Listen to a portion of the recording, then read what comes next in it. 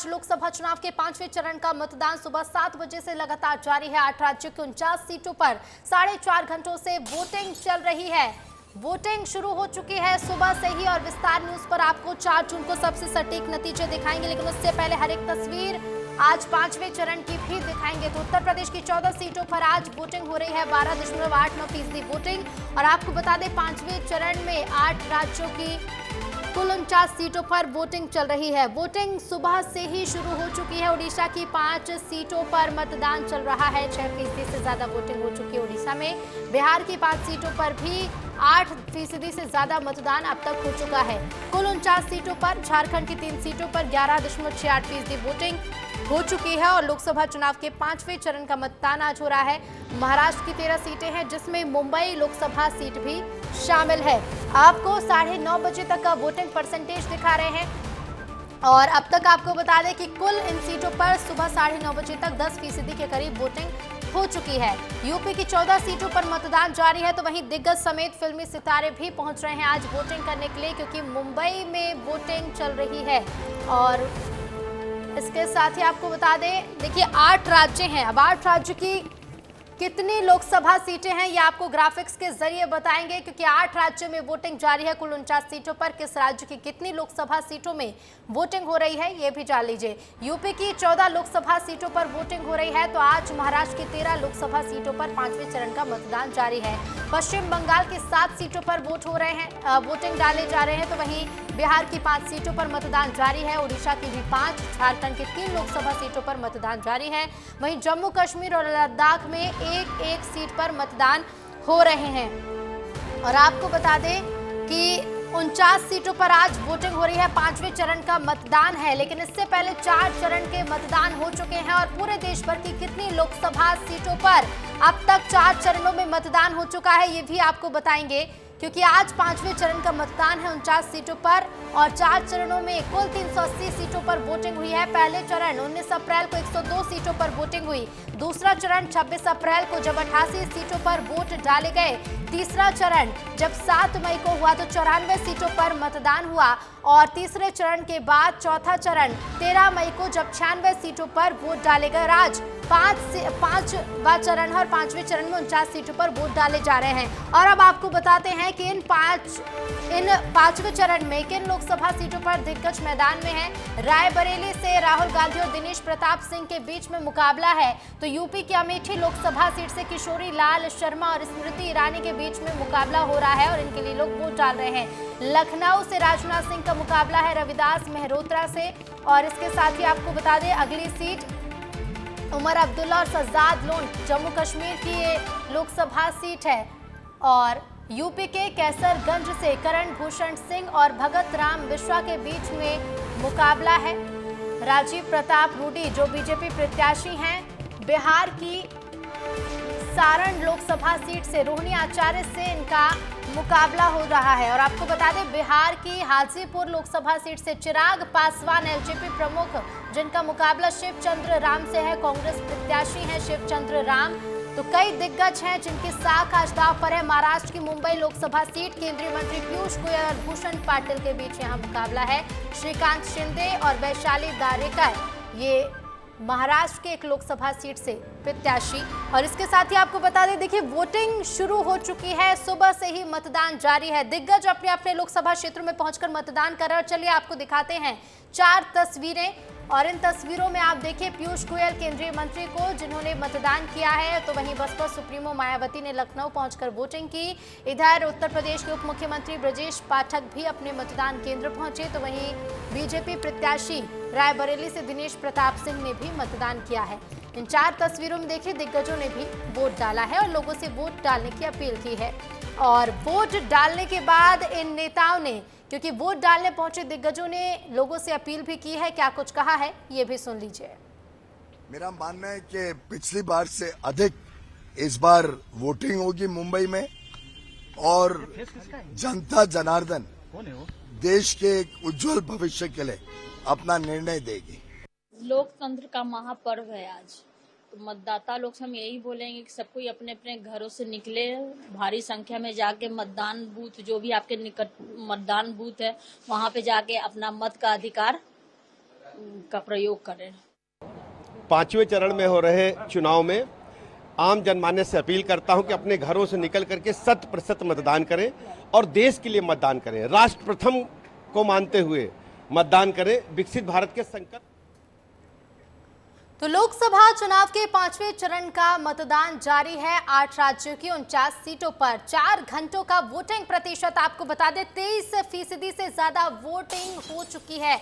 8 राज्यों की 49 सीटों पर 23.66% वोटिंग हुई है। यूपी की 14 सीटों पर 27.76% वोटिंग हुई। महाराष्ट्र की 13 सीटों पर 15.93% मतदान हुआ। पश्चिम बंगाल की 7 सीटों पर 32.70% वोटिंग हुई तो ओडिशा की 5 सीटों पर 21.07% वोटिंग हुई है। बिहार की 5 सीटों पर जो 4 घंटे के वोटिंग प्रतिशत सामने आया है, बिहार की 5 सीटों पर 21.11% वोटिंग हुई है तो झारखंड की 3 सीटों पर 26.18% मतदान अब तक हो चुका है।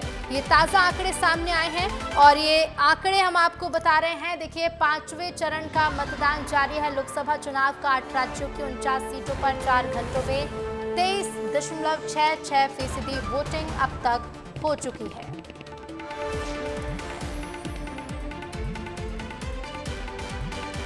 तो आपको बता दें दिग्गज लगातार पहुंच रहे हैं वोटिंग करने, तो मुंबई में फिल्मी सितारे भी पहुंच रहे हैं। चलिए दिखाते हैं आपको 6 तस्वीरें जब फिल्मी सितारे अपने वोट का उपयोग करने पहुंचे। फिल्म एक्टर धर्मेंद्र जिन्होंने अपने मताधिकार का उपयोग किया, परेश रावल ने भी वोट डालने के बाद लोगों से वोट डालने की अपील की, अक्षय कुमार ने भी अपने मताधिकार का उपयोग किया तो इधर हेमा मालिनी भी अपनी बेटी ईशा देओल के साथ वोट डालने पहुंची।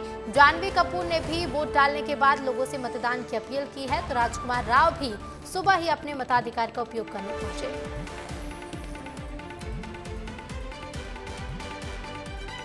और इसके साथ ही देखिए वोट डालने पहुंचे फिल्मी सितारों ने लोगों से भी अपील की है वोट डालने की। परेश रावल ने भी कुछ खास बातें कही हैं, क्या कुछ कहा है इन एक्टर्स ने, सुनवाते हैं आपको। और अभी आज आप मतदान नहीं करोगे तो उसके लिए जिम्मेदार आप हो। जिसने मतदान नहीं किया वो जिम्मेदार है और सरकार जिम्मेदार नहीं है।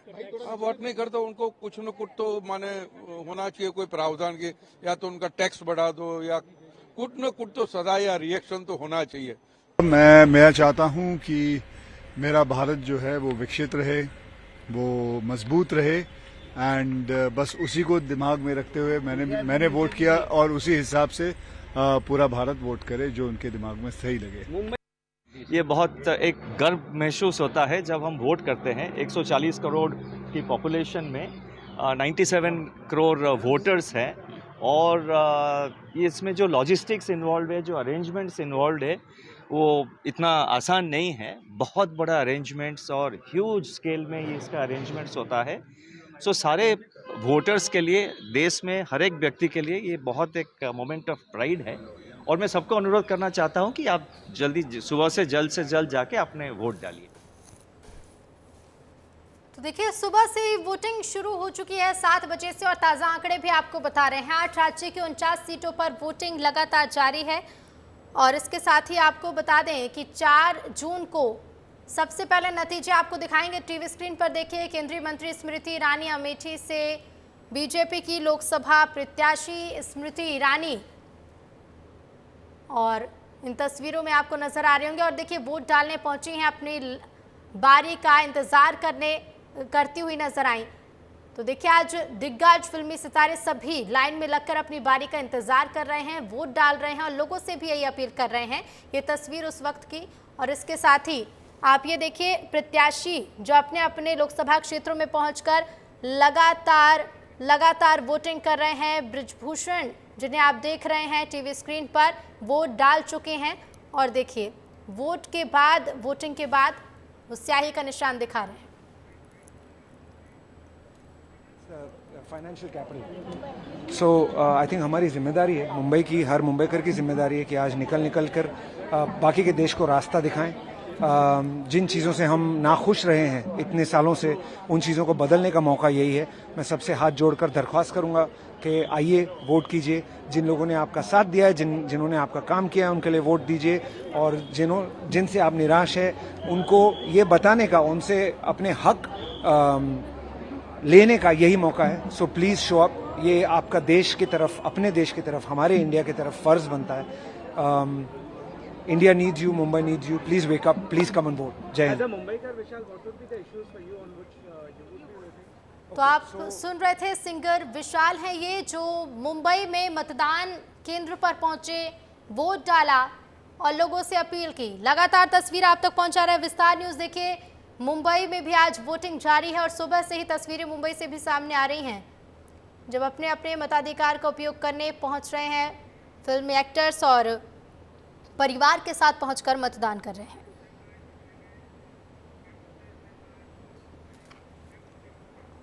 और चलिए आगे बढ़ेंगे, चुनावी खबरें लगातार जारी रहेंगी, तस्वीरें पहुंचाते रहेंगे, लेकिन इसी बीच कुछ और खबरों का भी रुख कर लेते हैं। गरियाबंद में सरकारी रुपए में हेराफेरी करने वाले अफसरों के खिलाफ धोखाधड़ी का मामला दर्ज हुआ है। मैनपुर पुलिस ने केस दर्ज किया है। वित्तीय वर्ष 2016 से 2019 तक स्वास्थ्य कर्मी के नाम पर फर्जी तरीके से कोषालय से रकम निकालने का आरोप है। इंक्रीमेंट एरियर्स की बोगस फाइल बनाकर 3,13,13,971 रुपए निकाले गए थे।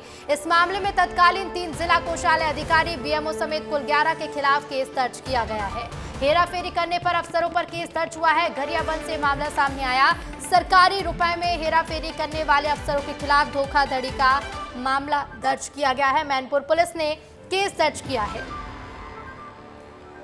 और हमारे सहयोगी अनमोल सीधे लाइव जुड़ गए हैं। अनमोल, क्या कुछ ये पूरा मामला और क्या कार्रवाई अब तक इस मामले में की गई है?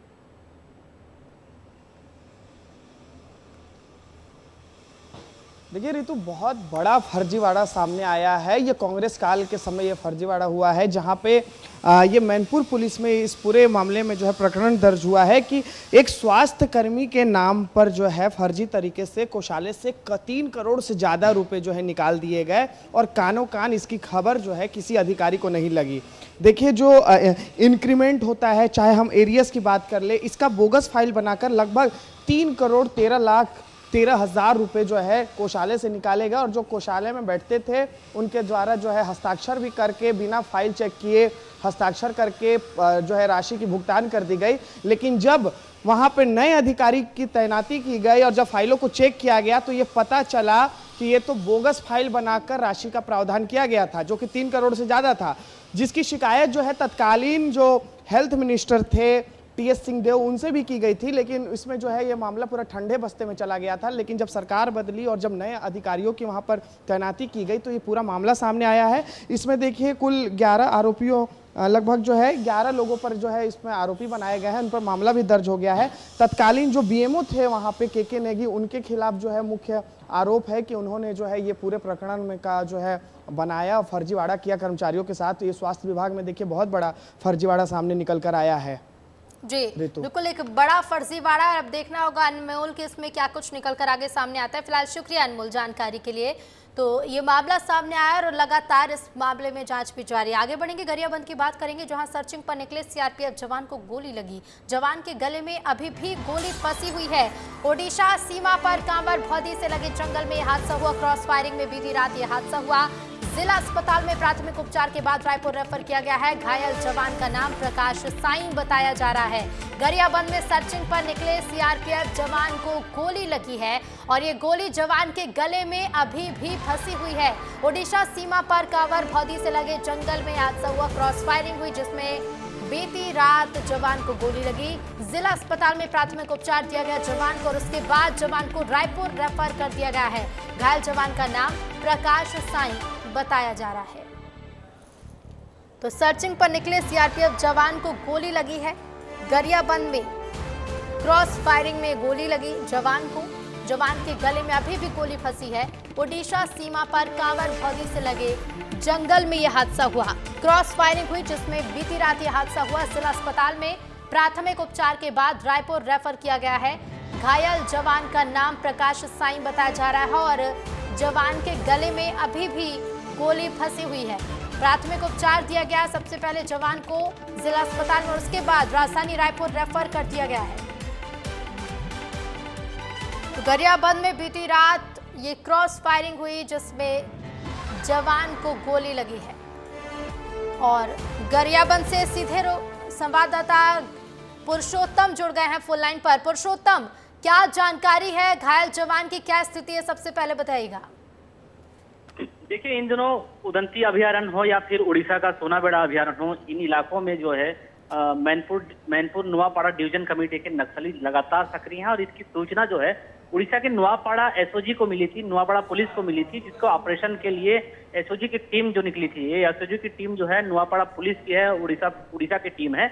और ये कोमना थाना के पास जब शिव नारायण गांव के पास पहुंची थी टीम, और शिव नारायण गांव का जंगल का इलाका और गरियाबंद के कांवर भौजी जंगल का इलाका दोनों आमने सामने है। और ये उड़ीसा की टीम जब निकली हुई थी तो करीब आधी रात को नक्सलियों की भनक लगी, उसके बाद से फायरिंग हुई, जवाबी फायरिंग हुई, दोनों तरफ से फायरिंग लगातार चल रही थी। अभी सुबह 11 बजे तक के वहां पे उस इलाके में अभी भी फायरिंग की खबर थी और इसी फायरिंग के दरमियान जो है एक जवान को गोली लगी।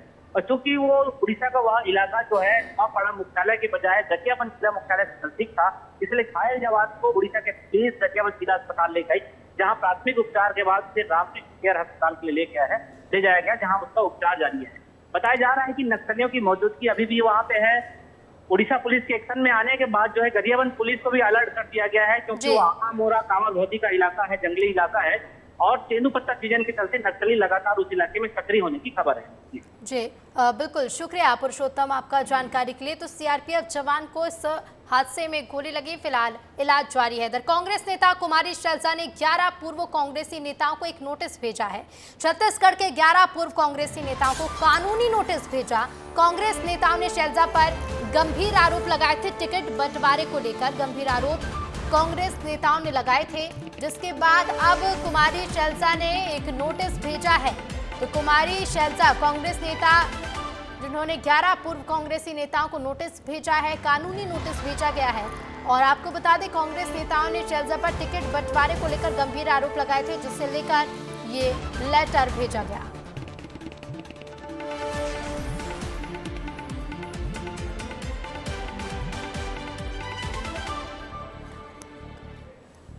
और सीधे रुक करेंगे रायपुर का संवाददाता अनमोल तिवारी लाइव जुड़ गए हैं। अनमोल, कांग्रेस नेताओं ने जब कुमारी शैलजा पर कई तरह के गंभीर आरोप लगाए थे, टिकट बंटवारे को लेकर बयानबाजी भी उस समय खूब हुई थी, और अब जाकर कानूनी नोटिस उन्हीं पूर्व कांग्रेसी नेताओं को कुमारी शैलजा ने भेजा है।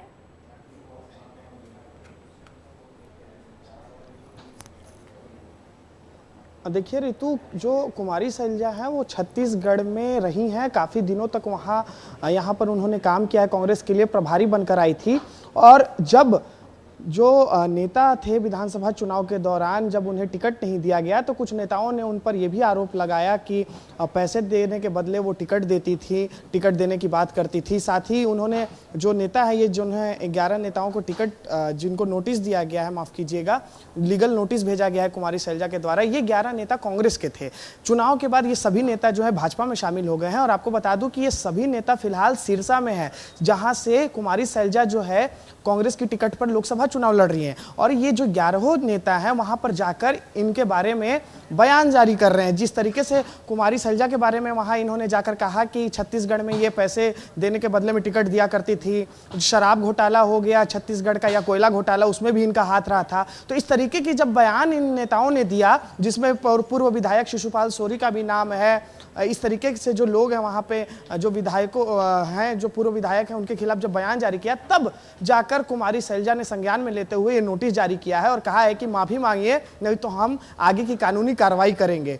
तो देखिए, अब देखने वाली बात होगी कि जब प्रभारी रही थी कुमारी शैलजा, तो यही नेता वो थे जिसके पास साथ में बैठा करती थी, लेकिन अब जब ये भाजपा में शामिल हो गए हैं तो उन्हीं के सीट पर जाकर उन्हीं के खिलाफ प्रचार कर रहे हैं, भाजपा के लिए समर्थन में प्रचार कर रहे हैं, क्योंकि अब इन्हें भाजपा की तरफ से प्रचार करने के लिए सिरसा भेजा गया, हरियाणा की ओर रुख किए हैं। और सबसे बड़ी बात है कि ये छत्तीसगढ़ के नेता हैं, लेकिन इंपैक्ट देखिए हरियाणा तक इनका है कि अब जो मुद्दा है ये राष्ट्रीय लेवल पर आ गई है। अब कुमारी शैलजा देखिए प्रभारी रही हैं और एआईसीसी की देखिए जनरल सेक्रेटरी भी हैं, सीडब्ल्यूसी की भी मेंबर हैं, तो बहुत बड़ी नेत्री हैं कुमारी शैलजा, और फिलहाल जो है अभी चुनाव लड़ रही हैं। तो देखने वाली बात होगी कि ये जो नेताओं का बयानबाजी चल रहा है, ये जो नेता आरोप लगा रहे हैं, इसका कितना असर सिरसा सीट पर पड़ पाता है। ऋतु, बिल्कुल, क्या असर पड़ेगा ये भी देखना होगा। अनमोल, शुक्रिया आपका जानकारी के लिए।